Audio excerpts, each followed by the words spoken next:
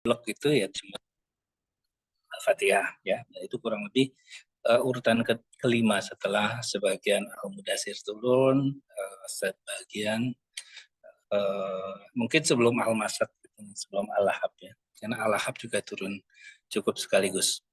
Cukup Al-Lahab.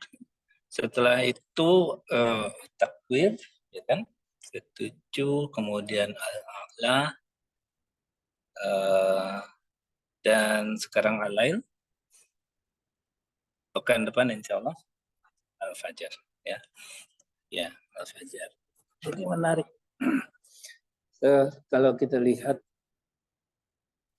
sejak turunnya ayat Al-Muzammil ya, bicara tentang malam hari kan, bagaimana Rasulullah diperintahkan untuk bangun di sepertiga malam, bahkan dilebihkan setengah atau dikurangi sedikit, kemudian diperintahkan untuk warattilil Qur'ana tartila.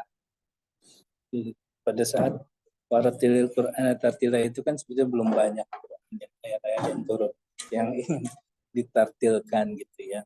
Jadi waktu yang diperintahkan untuk dialokasikan cukup panjang, sekitar sepertiga malam lebih. Sepertiga malam berarti kalau satu malam itu 9 jam, berarti 3 jam lebih gitu kan. Tapi harus diulang-ulang ayat yang baru sedikit turun. Nah, itu adalah satu bekal spiritual untuk menghadapi tantangan-tantangan ke depan. Kemudian Al-Mudatsir adalah perintah kum fa'anzir.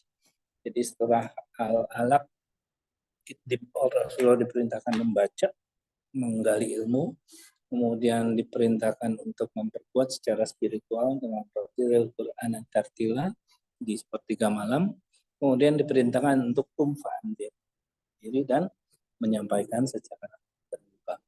Nah, itu tiga metode dakwah itu nggak boleh dilepaskan satu dengan yang lain. Belajar harus terus, tapi nggak boleh berhenti di belajar aja. Harus diperkuat dengan permohonan pada Allah, yang Allah bilang aku Rabbi zidni ilma warzuqni fahma gitu kan. Dan Allahumma inna as'aluka ilman nafi'an wa rizqan thayyiban, sambil belajar sambil minta pertolongan Allah untuk diberi pemahaman yang baik, yang benar. Tapi juga nggak bisa berhenti di situ, harus diikuti dengan fa'anzir, bangkitlah dan berilah peringatan. Tapi beri peringatan, jangan berhenti memberi peringatan terus, tapi ilmunya nggak nambah, terus muter lagi ke Iqra bismi rabbik. Terus dakwah itu memperbesar lingkaran Iqra,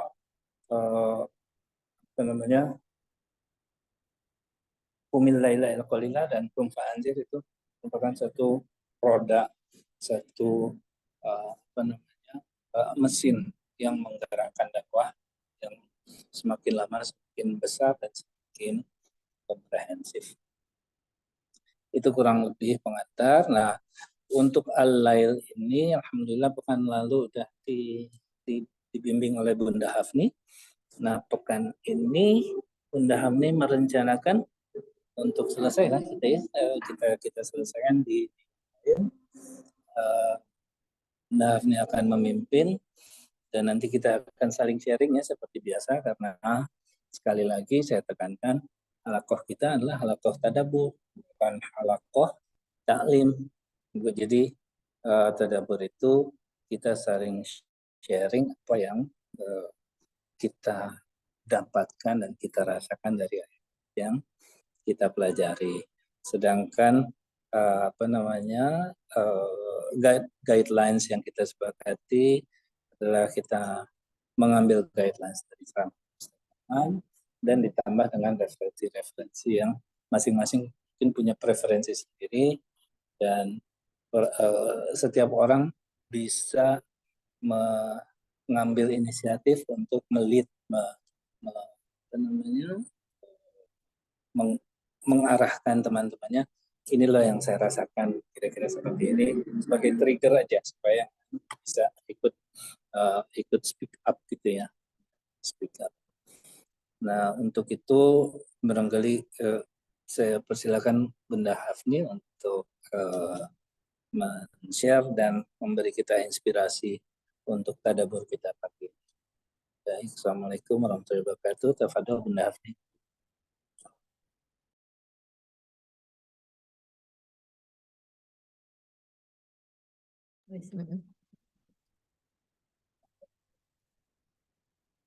Tinggal bicara. Assalamualaikum warahmatullahi wabarakatuh. Bismillahirrahmanirrahim. Rabbi shrahli sadri wa yassirli amri wahlul 'uqdatam min lisani yafqahu qauli. Syukur alhamdulillah karena pagi ini kita sudah ada di masjid yang indah, adem. Mudah-mudahan Ustadz Muji bisa satu saat sampai di Jakarta, kita hadir di sini. Ustadz Muji, Ustadz kita.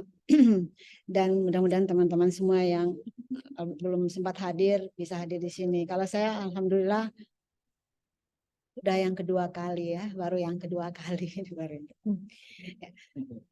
Yang semoga apa yang kita lakukan di pagi ini mendapat ridho dan berkah dari Allah Subhanahu wa taala. Selawat dan salam kepada junjungan kita Rasulullah Shallallahu alaihi wasallam dengan harapan bahwa apa yang kita lakukan saat ini sesuai dengan sunnah beliau dan semoga Allah menerima sebagai amalan mutakabbalan dan menjadikan kita istiqamah dan husnul khotimah, dan pada saatnya nanti di akhirat kita semua bisa bertemu Rasulullah SAW dalam surga Firdaus A'la. Amin amin ya rabbal alamin.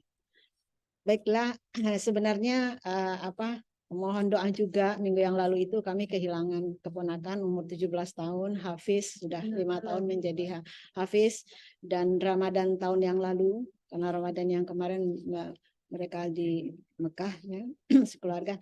Ramadan tahun yang lalu 1 bulan 1 hari 1 juz memimpin tarawih keluarga. Jadi 30 juz khatam. Namanya Faiz kita panggilnya.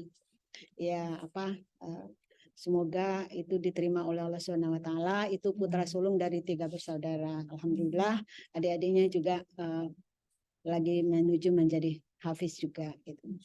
Faiz juga udah diterima di kedokteran di Jerman. Kemudian karena tahun lalu deteksi ada sakit, jadi diganti kuliahnya di Malaysia gitu. Alhamdulillah juga Allah ngatur semuanya. Alhamdulillah kulihal. Faiz belum berangkat karena masih online. Walaupun semuanya udah selesai, kartu masuk semuanya udah, itu beliau dipanggil oleh Yang Kuasa. Rupanya kalau orang pintar, orang dekat sama Allah itu enggak boleh lama-lama hidup. Jadi belum ada dosa kalau menurut saya gitu ya. Karena itu sangat sayang kita semuanya, saya sangat dekat gitu sama dia. Jadi sampai waktu tahun lalu itu belum terdeteksi dia sakit, adik mamahnya dia kan kakak kelas kakak kelas anak satu alma mater di Kuningan di takziah rame-rame. Oh iya, jadi itu di rumah cerita sedikit nggak apa-apa. Di rumah itu, di rumahnya Faiz itu Ustadz Budi Ashari, Ustadz apa itu pada ini kan sekolah-sekolah kota. Mungkin Pak Adian Husaini saya tidak tahu datang enggak, tapi tunggu dulu katanya nih dari Denwar datang. Jadi sebelum disalatkan di masjid itu ada berapa puluh kali rombongan salat penuh ramai gitu. Masya Allah. Karangan bunga yang dihitung aja 39 dari ulama-ulama Quran. Insya Allah. Itu ada kakak kelasnya itu. Ya.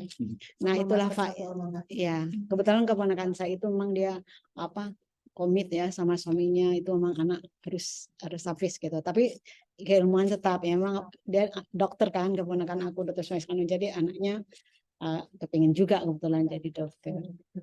Itu alhamdulillah ala kulli hal gitu. Kalau menunggu orang tuanya di surga. Amin ya rabbal alamin.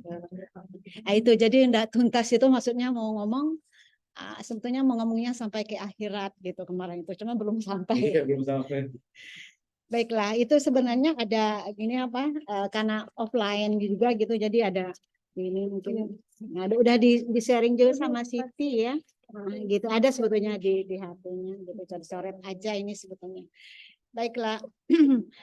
Sebenarnya udah yang keempat ini Pak. Yang pertama offline ya, online itu, yang kedua online ya tuh Mbak cuma 3 orang ya atau berapa 4 orang ya gitu. Yang kita nggak ikut. Yang kedua yang waktu Mbak Amel pergi ke sama Bunda itu yang kemarin itu yang kayak ini. Cuman semuanya ada halangan-halangan. Baiklah. Jadi kalau saya melihat ya kita seperti Pak Abdul bilang kita mentadaburi. Ustadz Norman memang menjelaskan bahwa ini adalah suatu dari Allah Subhanahu Wa Taala, suatu penyajian antara ikhtiar ya dengan takdir Allah, itu apakah sesuatu itu telah ditakdirkan begitu atau ada ikhtiar di situ gitu. Itu suatu ilmu, suatu filsafat, satu teori yang berkembang dan merupakan kajian-kajian yang tidak pernah berhenti di antara umat begitu. Ya, Ustaz kan bilang begitu ya. Nah, di surat ini sebenarnya termasuk gitu. Jadi penyajiannya dalam surat ini luar biasa. Allah mulai dari kasamnya itu walaili idza yaksha. Dimulai dengan malam yang hening, yang tersembunyi, yang rahasia tertutup. Begitu di malam hari. Terus tadi Pak Ketua, Pak B mengantar sedikit bahwa itu adalah circle kehidupan kita yang Qurani dan rasuli gitu kira-kira. Qurani dan rasuli itu Iqra, habis itu malam kan Qumil Lail. Nah, di situ kita minta sama Allah ya, kalau kita hubungkan juga dengan tadabur Al-Qamar sekarang kan Nabi Nuh kan pada Arab bahu ani ya apa namanya agni maglubun fantasir. Nabi Nuh mintanya ke atas, tidak mengumpulkan pasukan perang kan ya kemudian ya Nabi Nuh tidak mengumpulkan pasukan perang, dimusuhi selama 950 tahun, minta ke atas ya itu Qumil Lail. Nah ini kebetulan suratnya judulnya Al-Lail ya, jadi masuk itu benar pengantar dari Pak Ketua tadi ya cocok. Nah kemudian Qum fa'anzir, ndak kita ini belajar Al-Quran, belajar sunnah-sunnah Rasulullah bukan untuk hanya di kamar kita atau di ruangan kerja kita yang sangat indah, it's only for me. No, Rasulullah enggak seperti itu. Allah suruh juga Qum fa'anzir, surat Al-Mudassir yang tadi. Jadi lingkaran itulah akan kembali lagi kita Qum fa'anzir, seperti NN Group misalnya, tim itu kan Qum fa'anzirnya luar biasa. Ya Pak B ya, kita berlangganan Bainah TV sekian lama enggak ada Qum fa'anzir bisa bikin semacam NN ya, Masya Allah gitu, luar biasa gitu. Nah, terus habis gitu enggak sebatas itu saja, harus kembali lagi Iqra lagi, Qumil Laili lagi, Qum fa'anzir lagi. That's it, we have to do it regularly. Itu yang disebut dengan istiqomah. Mudah-mudahan yang kali ini kita itu bagian dari itu insya Allah gitu. Nah, karena ini memang tadabur ya, bukan narasumber di kampus atau lagi ngasih kuliah atau bukan lagi jadi pembicara ya, itu apa yang diresapi. Saya bilang sama Satria, ini kan memang Ustaz Norman menjelaskannya sangat-sangat dalam ya. Artinya ini banyak sekali untuk perbaikan hati kita, membersihkan hati. Karena kalau Ustaz Shoaib dan Ustaz Norman kan bilang di 5 lenses itu nomor 1 kan hati kita itu harus bersih dari debu-debu.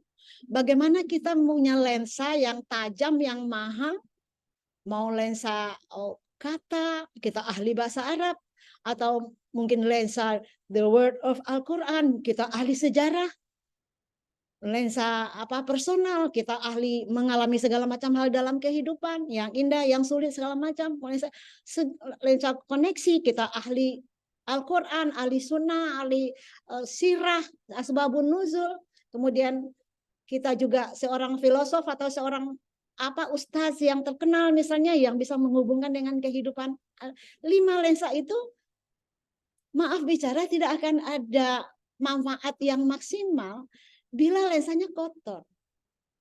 How we can take the pictures gitu. Bagaimana kita ngambil gambar dari lensa yang kabur gitu. Nah, di sini di surat Al-Lail ini jelas gitu. Saya buat segitiga di tengahnya kosong. Ya, itu hati yang bening, itu lensa. Jadi segitiga ini, segitiga di tengahnya kosong gitu. Nah, artinya apa? Di sini ini kan Allah di kasamnya itu kan sudah buat kontras. Walaili iza yaksha wan nahari iza tajalla. Nah, dibuat kontras kemudian wa makhalaqal khalaqa zakara wal unsa. Penciptaan laki-laki dan perempuan. Duanya itu tidak sama. Malam samakah dengan siang? Tidak. Kalau ada orang yang bilang, malam sama siang sama aja. Itu berarti ada something wrong. Something wrong dengan matanya yang nggak bisa tidur ya kali ya Mbak Celia. Atau dengan hatinya yang enggak apa namanya, enggak bersih, enggak sama malam dengan siang. Tetapi itu ada suatu apa namanya perjalanan yang harus diikuti dari malam untuk bisa menjadi siang.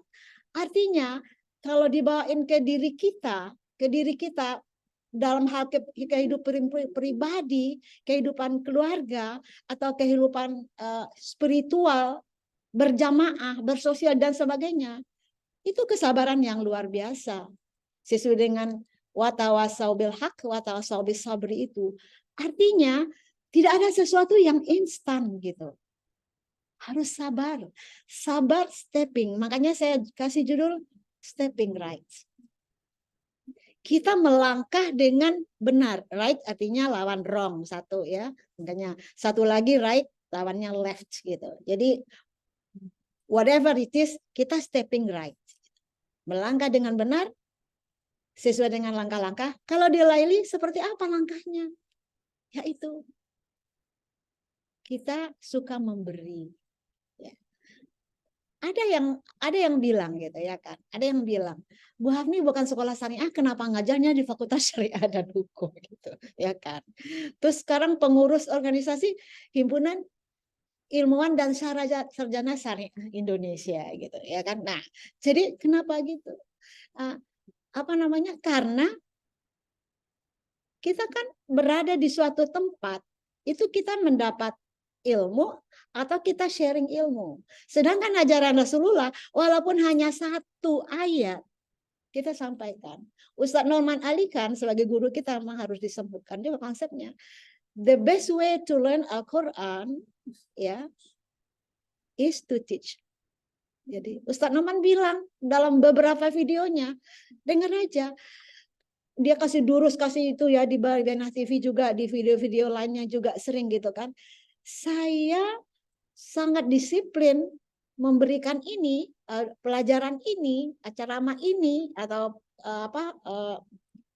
latihan-latihan seperti ini. Beliau bilang, karena saya lagi belajar.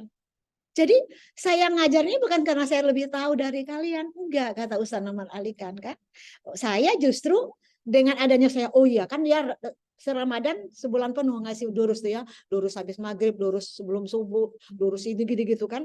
Nah, karena saya lagi belajar, dengan saya harus mengajar itu, dengan saya harus mengajar kata Ustaz Manila, jadi saya belajarnya lebih rajin. Nah gitu ya kan. Ya itu juga ya. Kenapa salah satu saya memilih waktu itu untuk pengabdian, karena Allah udah kasih alhamdulillah segala kebutuhan dunia udah dikasih, makanya mengabdi. Saya juga diledek di sana. Beneran Bu Hafni mau ngajar cerita 18 20 tahun lalu ya sebelum mulai. Di sini kan negeri Bu, enggak ada honornya. Adon kami itu si honor. Gitu. Termasuk Pak Dekannya, Pak Rektornya gitu ya kan. Artinya saya bicara begini, mungkin Pak B juga bisa sharing di Fakultas Syariah dan Hukum atau di fakultas apa gitu Wande gitu ya kan, insya Allah. Nggak usah backgroundnya sekolah syariah enggak. Justru kita banyak Mustafa.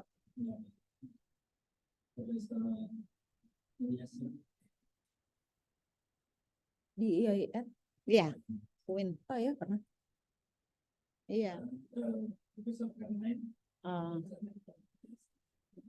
Iya, apalagi Pak B kan ini Uni Syariah. Nanti saya mau menekan ya, kayak yang seperti ke Pemalang kemarin itu kan salah satu anggota organisasi kita juga. Itu kan Profesor Dr. Amin Suma memang datang bersama kita gitu. Nanti Pak B mungkin kan menulis buku syariah juga ya, mudah-mudahan insya Allah makin masuk ke sananya juga gitu. Amin. Nah, itu lalu Al-Laili ini apa stepping rights-nya gitu, ya kan? Dikontraskan dengan apa? Ibaratnya mengontraskan antara malam dan siang, laki-laki dan perempuan, itu kasemnya gitu ya. Nah, dikontraskan antara orang yang akan mendapatkan segala kemudahan dalam hidupnya. Itu tidak hanya kehidupan di dunia, tetapi kehidupan di akhirat yang utamanya. Yaitu yang stepping right itu tadi. Yang langkah-langkahnya benar. Yaitu suka memberi. Lalu saya mikir lagi.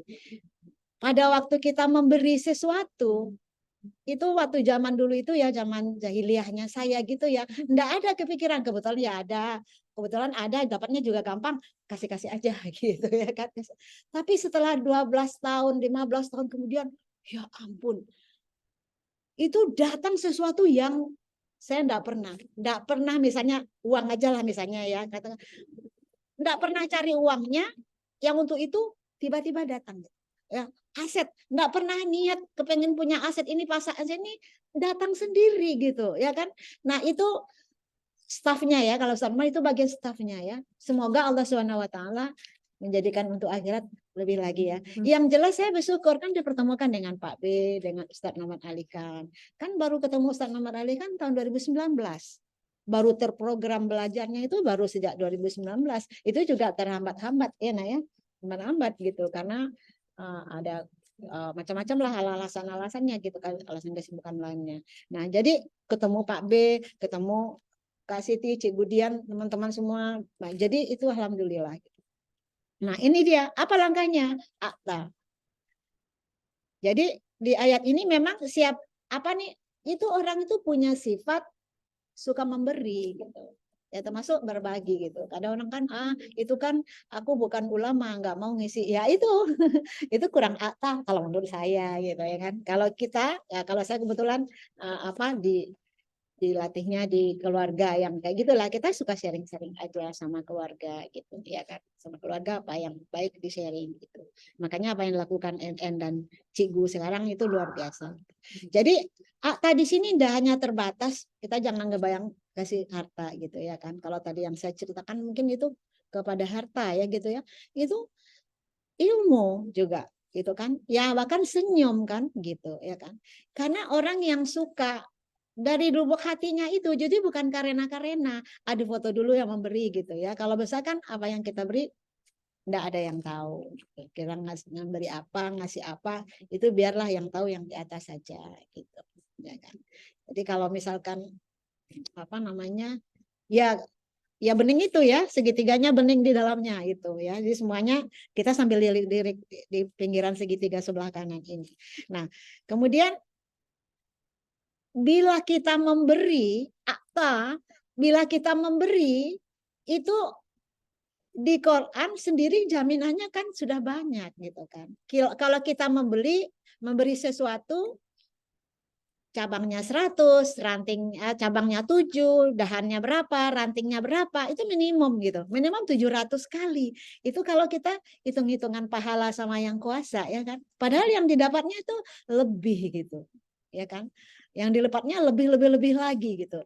Saya cuman mau sharing aja, ini mungkin kaliannya staff ya, tetapi ini bagi saya sampai sekarang belum terjawab. Ada satu hal yang saya mau. Misalnya kalau kayak sekarang harganya 1 M misalnya gitu ya. Uang hanya 100 juta. Bagaimana cara mendapatkannya? Cara mendapatkannya menurut ilmu saya, ya, itu kan kita harus punya utang. Atau kita minta bantuan ke keluarga gitu. Atau kita punya cicilan. Nah, sekarang semuanya terjadi atau kita harus bayar uang muka, Kalau 1 miliar harus bayar muka 200 juta, uang tabungan kita hilang loh, habis 200 juta. Ini sekarang semuanya terjadi. Yang kita mau ada, kita enggak punya utang, enggak punya hibah dari keluarga, kita punya yang ada juga enggak kepake, tapi yang kita mau ada. Menurut saya sampai detik ini saya belum ketemu ahlinya yang bisa menjawab itu. Gitu. Kenapa kok bisa terjadi? Ya rumusnya bagaimana? Ya itu ya kalau kebetulan kelebihannya kita di UIN itu cuma gitu aja. Jadi kita ada kelompok profesor-profesor itu biasa diajak ngomong santai kayak kita ini gitu. Ya kan maksudnya tuh, Prof kayak gini.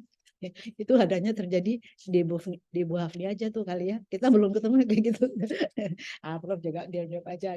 Terus nanti kalau ada juga yang chatting pribadi seperti ini ya. Sebenarnya kalau di Quran enggak usah nanya-nanya, sebetulnya di Quran kan ada minimal 700 kali. Masalahnya kita mau beri atau enggak itu dia ya. Karena pilihan lain ada, kita bisa bakhil. Nah, karena surat ini kontras ya, kita langsung bertanya saja. Di left side ya gitu, di wrong side itu ada bakhil. Dan saya koreksi lagi, ternyata setiap kita tuh ada sifat bakhilnya gitu. Pada saat kita comparison, kata Ustaz Namel akan membandingkan, dia aja yang lebih kaya cuma ngasihnya segini ya. Pernah nggak kayak gitu Pak B? Iya kan? Dia aja yang ahli ilmu nggak suka ini ya, nggak suka nggak suka sharing ya. Ada pilihan lain ada, suka memberi atau mau bakhil gitu. Ya, dan itu nggak tidak hanya pilihan begitu saja mau atau bakhil, kita sendiri bisa memutuskan. Ya, kita sendiri bisa memutuskan saya mau bakhil aja, silakan. Karena innamal a'malu binniyat gitu, ya kan? Nah, jadi your intention itu apa? Mau bakhil atau mau memberi gitu. Jadi saya cerita juga sedikit. Pada waktu kita berada di manajemen perusahaan konstruksi gitu ya kan. Kalau misalkan di perusahaan kayak papinya Satria misalnya, itu dia perusahaan produksi gitu kan, perusahaan Amerika perusahaan produksi. Itu jelas mereka bikin budget. Itu produksinya seberapa tahun ini, berapa kita marketing tim untuk menjualnya, berapa keuntungan, berapa untuk pemegang saham. Jelas dari awal. Kalau saya di grup perusahaan konstruksi waktu itu kita nggak bisa kayak gitu Pak B. Itu harus dihitung dulu berapa kebutuhan setahun. Setelah dapat kebutuhan setahun, berapa perusahaan ingin punya keuntungan. Baru kita bisa tahu marketing tim kita harus dapat proyek segini. Dengan tingkat keuntungan sekian. Orang keuangan sibuk semuanya. Begini juga dengan Al-Laili ini jelas di sini. Dari segitiga ini, pada waktu kita ingin menjadi orang yang akta atau bakhila, pilihannya kan dua itu. Ya. Akta yang suka memberi atau kita mau bakhila. Nah, itu pilihannya ada di kita. Artinya kita persiapkan dengan ikhtiar itu, niatnya itu seperti yang perusahaan konstruksi itu dihitung. Jadi saya sama mahasiswa suka bilang begini, sekarang kekuatan doa itu ada kekuatan yang sangat ini. Sekarang kalian masih mahasiswa, dikasih ditraktir makan aja senang, saya bilang kan, dikasih itu aja senang. Sekarang bilang sama Tuhan, saya ingin traktir tiap hari 5 orang. Bilang sama Allah, ya Allah saya. Terus kebetulan saya ngajar hukum pajak juga, kemudian zakat juga gitu ya kan, hubungan pajak dan zakat ya gitu-gitulah. Hukum ekonomi namanya ya, hukum ekonomi. Nah, saya bilang sekarang ini zakat dan pajak itu bisa dijadikan alas doa untuk kamu untuk menjadi apa. Nah, seperti ini, masuk dalam ikhtiar ini, dalam surat ini. Ikhtiar, sa'yakum. Sa'yakum itu sampai di mana ingin menjadi orang memberi. Saya bilang, ya Allah ya Tuhanku, doa setiap hari, setiap habis salat, saya ingin membayar zakat setiap bulan 5 juta. Allah yang di atas sana, maha mendengar, maha melihat, maha mendengar, dan maha teliti perhitungannya. Allah itu maha teliti perhitungan. Allah udah ngitung-ngitung di atas sana. Oh ini misalnya namanya Satria aja ya, masih misalnya namanya. Seorang Satria kepingin bayar zakat tiap bulan 5 juta ya. Zakat itu cuma 2,5%. Berarti Satria harus dapat keuntungan 40 kali 5 juta. Berapa tuh? Cepat itu. 200 juta. Kalau Satria dapat keuntungan 200 juta karena dia punya usaha properti, maka Satria harus dapat properti keuntungannya cuma 5%, berarti 20 kali dari 200 juta. Allah cepat ngitungnya di atas sana. Makanya dikasih itu kayak gitu. Jadi saya bilang sama mahasiswa, ya apa namanya, tapi bagus juga ya kalau NN nanti adakan survei itu luar biasa gitu. Setelah mereka ada yang 15 tahun kayak udah belajar, ada yang 10 tahun. Bunda, sekarang aku punya usaha loh Bunda. Aku PT-nya udah 7. Hah? Ada lagi yang datang ke rumah. Pertama datang pakai mobil buntut. Terus habis gitu datang pakai mobil City, apa Honda City kan masih kecil tuh. Terus 2 tahun lagi atau berapa udah punya anak 1, datang pakai Fortuner. Bun, kok mobilnya ganti-ganti mobil sewa ya? Enggak, Bunda punya sendiri. Ya gitu tadi. Apa doa sama Allah, ya Allah aku mau ingin bayar zakat. Terus kan pada protes biasalah, nauin kan yang balik pesantren banyak gitu kan. Kan pajak kan begini ini, sekarang enggak usah, untuk alas doa aja. Pajak penghasilan 5%. Jangan mau bayar pajak penghasilan 5%. Ya Allah ya Tuhanku, aku ingin bisa membayar pajak penghasilan pada tingkat 30%. Berarti kan Allah yang di atas sana ngitung. Kalau 5% berarti ikhtiar kamu, apa doa kamu cuma oh ya Allah, kali dia cuma digaji dapat keuangan 5 juta aja sebulan, ya kan gitu. Nah, jadi kembali lagi ke sini, apa karena tadabur jadi dibawakan dengan kondisi kebatinan juga ya Pak B ya, nggak apa-apa ya Pak. Jadi sampai di mana ikhtiar, human effort kita sampai di mana untuk menjadi yang sebelah kanan, stepping rights. Ini sampai di mana kita melakukan planning yang ini dalam kehidupan yang untuk menjadi sebelah kanan itu semuanya terserah kita. Nggak ada yang bisa melarang. Orang bercita-cita sekarang ingin jadi apa? Kalau Dr. Andika pertama itu kan you are what you eat, you are what you drink gitu kan. Ya. Kalau apa namanya di lain ini kan ada you are what you think. Mau pikir seperti apa? Jadi gitu. Masalahnya mau jadi atau enggak itu pilihan. Ya, ini ikhtiar. Allah beri kesempatan di surah ini ada ikhtiar manusia itu. Kemudian nah setelah dia suka memberi atau bakhilah itu pilihan. Pilih. Sekarang ini waktunya kita memilih gitu kan. Nah, kemudian setelah itu langkah keduanya adalah itu kalau kembali ke surat ini ata wattaqa. Ya, kalau tadi itu kumilail. Ya Pak B itu wattaka itu udah.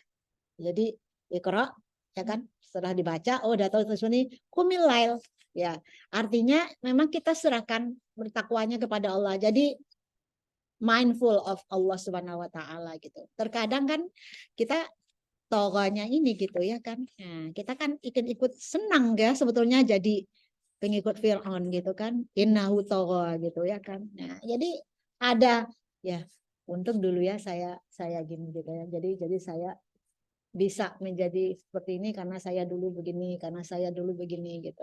Nah, jangan gitu. Itu jadi sebelah kiri nanti jatuhnya. Gitu.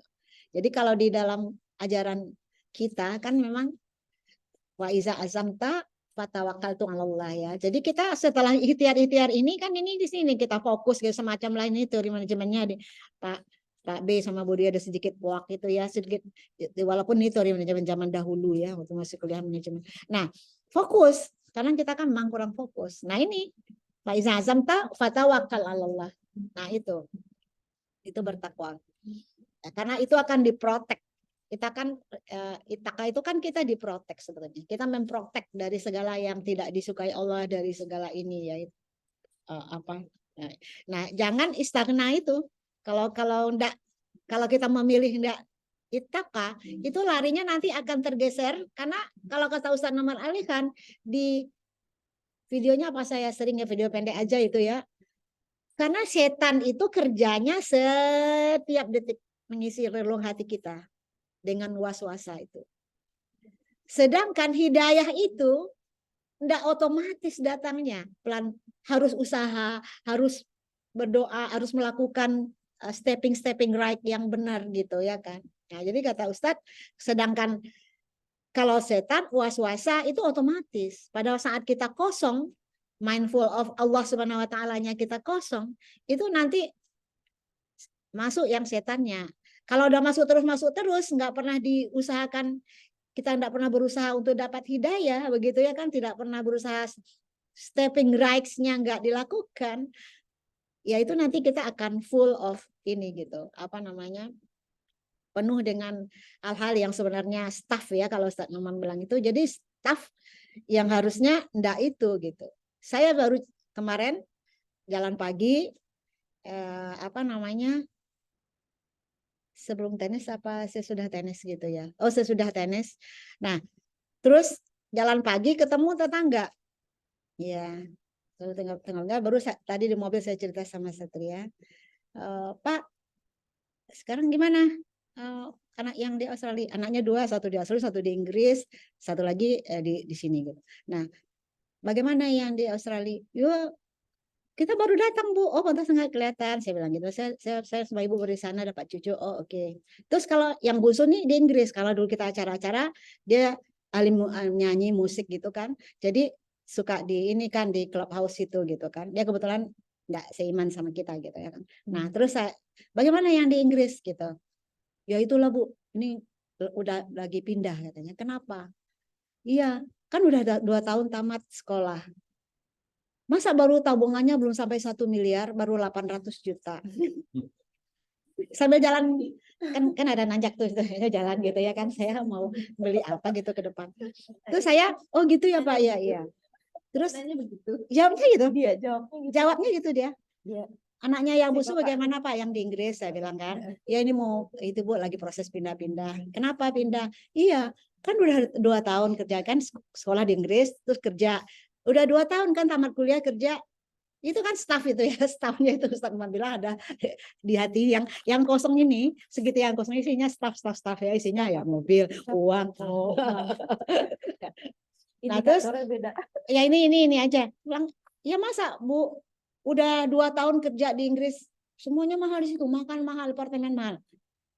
Kalau ajaran Al-Quran, Rasulullah SAW kita gratitude, bersyukur. Ya, makanan ya alhamdulillah gampang, murah ya, murah makanan gitu ya. Jadi nanti jadinya murah, mahal.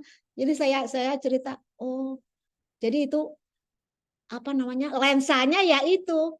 Jadi rupanya kalau kerja itu ngumpulin uang kan gitu ya kan. Masa Bu udah 2 tahun kerja, susah itu, susah gitu gitu. Oke. Itu salah satu contohnya gitu kan. Jadi kita Cuman 800 juta. iya, cuma 800 juta kan enggak ada. Terus gimana Pak? Dia kan punya toko aluminium itu Pak, tokonya saya mau sewain aja Bu. Soalnya sekarang udah susah, udah ini. Oh iya, ya Pak. Terus itu saya udah sampai ke depan, saya bawa kiri, dia mau balik di jalan ya, jalan-jalan gitu. Itu salah satu contoh, kita jangan, karena kalau setan datang itu setiap detik, setiap saat kata Ustadz Noman itu kan. Tetapi kalau hidayah itu harus kita usahakan. Misalnya tuh stepping right itu kalau nggak salah di surat Al-Balad ya Pak ya. Kenapa mereka tidak menempuh jalan yang mendaki kayak gitu ya kan. Seperti Faiz misalnya, itu jalan yang mendaki emang orang tuanya gitu. Faiz itu udah disekolahkan sekolah umum.